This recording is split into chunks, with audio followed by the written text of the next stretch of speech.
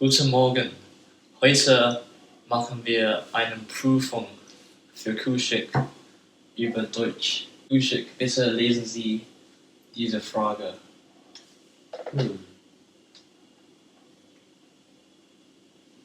Alles klar?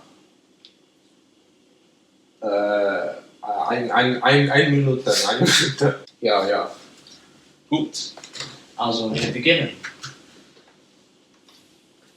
Sie telefonieren mit einer deutschen Firma.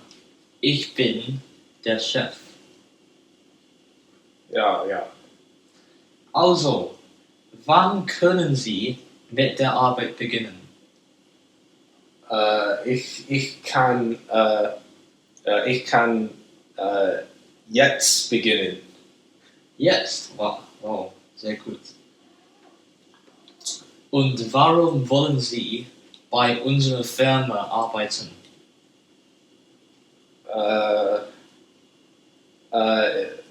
Ich deine Firma mag. Und warum mögen Sie unsere Firma? Weil ich sehr gesund bin. Weil ich Äpfel und Vegetables mag. Okay. Und was sage ich, wenn ich sage, dass der Lohn sehr klein ist? Der Lohn sehr. Oh ja. Der Lohn ist sehr klein. Der Lohn. Ich will. Ich werde für. Ja. Alles klar. Und wenn Sie den Job bekommen, wo werden Sie wohnen? Ich wohne aus England. Sagen Sie mir jetzt etwas über Ihren letzten Job. Mein letzten Job gibt mir kein Geld. Das endet der Prüfung. Haben Sie eine Frage für mich über den Lohn? Was ist der Geld auf das Firma?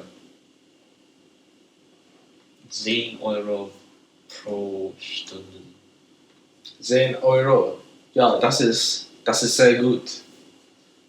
So this was not a grade 9 performance for German speaking, nor was it a grade 8 performance, nor was it a grade 7 performance, nor was it a grade 6 performance. And you might be asking, well, if it's not a grade 6, does it even pass?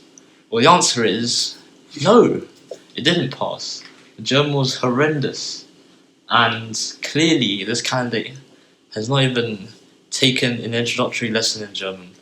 So, better luck next time, Kushik. So hopefully you enjoyed that. That was not representative of my true ability in German. I'm not that horrible at German, although this has been 2 years.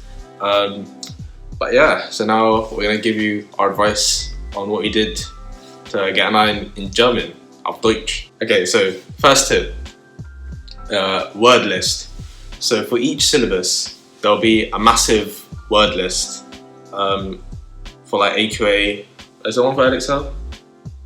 Probably. Yeah, probably. Yeah. I mean, there's definitely, there'll be some sort of word list, and what you need to do is you need to download it, print it off, and basically in like the summer before your GCSEs, so like the year 10 summer, just memorize it. Well, that's what I did. So I went on holiday and like on the plane journey and stuff, I had nothing else to do. So I got my German GCSE handbook, which our school nicely made, but you could probably make one for yourselves. And it's got loads and loads, it's got pages and pages of words. So these are all German Probably words. can't see it that well, but just lots and lots of words, lots of pages of these. Yeah, and I just learned them, and that basically meant in year 11 I basically didn't do that much word revising, which saved me a lot of time. So that's the knowledge of the word side, and then you always have to be competent with the grammar as well. So obviously everyone starts with the present tense, nice and easy. Ich and bin. then past tense, and then to the future tense. And then in GCSE, you'll be learning some more complicated stuff like relative causes, clauses, subjunctive, things like that. And a good sort of concise summary of grammar rules would be really useful too. So, for example, a table of all the pronouns, a table of the endings and things like that. Yes, the endings are so annoying in German. Like I think even at the GCSE, I didn't bother learning the endings because they were so annoying. And even in like writing, I don't think that they penalise you that much for just getting the wrong ending.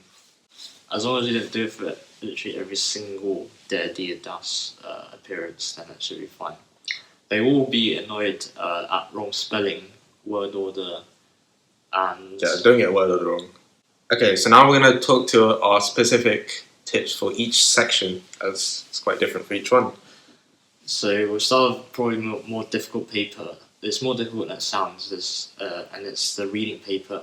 So the reading paper, it starts off nice and easy, but then once you get to the end, there's some text with quite a few German words that you actually have never seen before. There's so many words that you just haven't seen. Yeah, so you have to really pay attention to the context that the words appear in.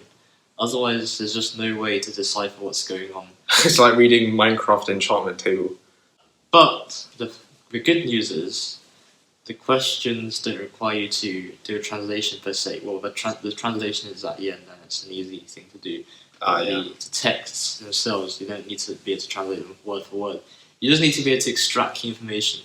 So there might be like, oh, when did this event take place? And you'll be looking for words like a datum or like a month or something like that to help you identify where the answer is. And to help you develop your sort of vocabulary, expand your vocabulary beyond the scope of the word list, you can also try and read some German literature. So German literature? What, read a book in German? No, literature is literally anything like written in German. Mein Kampf in German. No, don't. I mean, you could. So there's some like German magazines that you can read. Games. Just set like your computer's language to German. Yeah, and not even that. Like you can just revise your past papers. Like look at the types of extracts that come up, and look at what sorts of questions to do with those extracts there are. Let's talk about writing. So, believe it or not, you have to write German as well. So, as I said earlier, like the word lists and stuff, and like your previous knowledge of German or your vocabulary will definitely come into use here. And in class, like you go through different topics, like I don't know, healthy eating, the city, the countryside, and like other random, like what you do on your holiday, what you do in your free time, and those sort of phrases and sentences that you actually write in class will come in useful, because in the writing paper you have 2 tasks, and you have a translation as well. Yes. Yeah, 2 tasks and a translation, and those topics can be literally about anything in German that you need to write, but don't actually go overboard. I mean, I can't really say that because I never went overboard. I remember because I don't write more than 100 words, and then I wrote like 2 sides in German. So I mean, it really wasn't needed because it just meant I made more errors, just more die, der, die, das errors, and it just made my mark go down. So just stick to like 100 words or whatever the word limit is. Include lots of key phrases.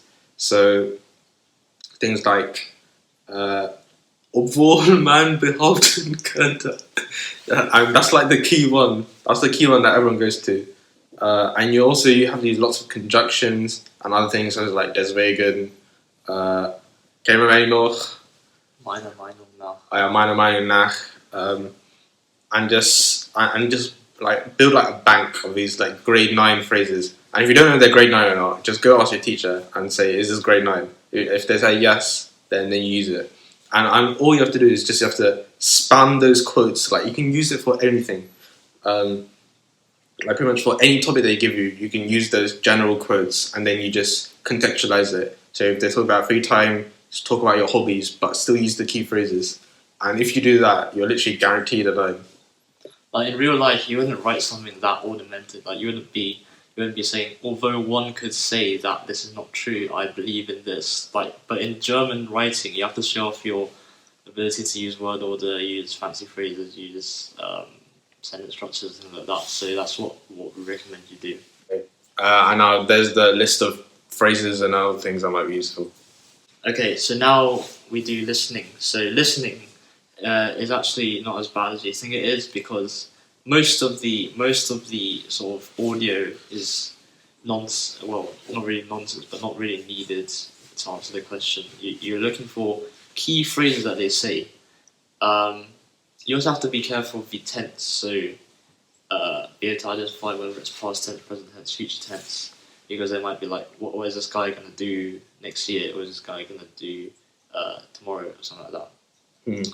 And also, like, be careful to answer the questions in German in the second half, whatever. Oh yeah. If the paper says answer in German, make sure you do that, because you get nil if you don't. I mean, for listening, for me, the main thing was the German accent. So, like, for some reason, they'll get like native German speakers from like different parts of Germany to do it, and some like most of them you can actually understand, but some of them just like you have to get used to. So like they normally play it the second time. The first time you literally can only pick up a few words, and the second time you actually have to listen more carefully and get it. Yeah. I mean, listening, like, for the last like 3 years, I don't think anyone actually took listening seriously, because you can just copy for the person sitting next to you, but you can't do an actual exam, so you have to actually work for it. Unless you have peripheral vision like an eagle. Okay, so now on to the last one. This is speaking.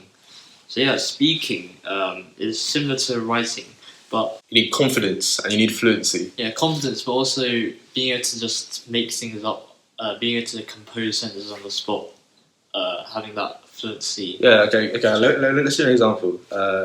Bestreicht dein Freizeit. In meiner Freizeit spiele ich gern das Klavier. Ich liebe Chopin und Beethoven, Warum? weil der Musik sehr interessant und verschiedentlich sind. Oh, yeah. Probably wrong grammar, actually. I don't even know if verschiedentlich is a word. Yeah, but you're on the spot and you like actually talked about something. I mean, for speaking, like what some people do is they just like memorize answers for everything. Yeah, but then you get asked like a different question. It's so dumb. Like, Yeah. no, what you should do is memorize phrases, but not actually like whole sentences. Yeah. And what you can do is you can use those phrases. So, for example, I went to the park. I visited, I don't know, a place, and you get that, and you can use it in like whatever thing they say. So to say, what have you done yesterday? You use that phrase. So I went to the park, and then to say, what will you do tomorrow? I went to the park. What did you do last year? I went to the park. So you just get those like those topics, those phrases, instead of actually memorizing sentences, and you can use it for anything they ask you. And also, like, find ways to drag your script or whatever you're saying out. So this, for example, in the photo card, if there's people, then you're kind of safe, because you can literally zoom into anything. You can like talk about the eyes, talk about the hair, talk about the nose, talk about Augen, Haare, what's nose? yeah, Nase, Yeah. Augen, Haare, Ohren, Mund, and then talk about the clothes as well. So Oh my god! Literally for the speaking, like the picture card, like, Yeah. it's just complete waffle. Like you're zooming in into like, different things, and also for the picture card, you need to also talk about colors. Speculate as well. Like they might be happy. Yeah. Yeah. You talk about colors. You talk about the left side and the right side. So is it rechten and auf dem what's left? Lincoln. Auf dem linken Seite and then auf der Mitten. I need to know those like phrases to actually describe. Okay, what's the background? Auf dem Hintergrund, so background, front, left, right. So you can actually use those phrases whilst describing the picture. Yeah. It's a bit like English language, where you kind of just pretend you're a camera zooming around the picture. Well, role play is like the easiest section, and the only thing you have to make sure is to Understand the question. Understand the question, and also address the examiner by what they tell you. Like they'll tell you should address the examiner as Z or Du. Do yeah, because if you get it wrong, then you lose marks. Yeah. Also, like asking a question. So you normally have to ask a question at the end of the role play. Yeah. And you get asked that, but also you can ask a question in the normal speaking as well. So it's almost like a conversation. sort of. Yeah. And you don't have to like decorate your responses too much. They can be straightforward to the point. In the role play. Yeah, in the role play, like no obvol or any of that. Just straight to the point. And most people get like 14, 15 in the role play.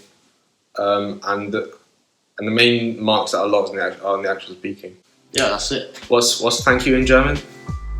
Well, there's about 25 million ways to say thank you in German. There is, isn't it? What's one of them? Vielen Dank, auf Wiedersehen. Oh yeah. Vielen Dank, auf Wiedersehen.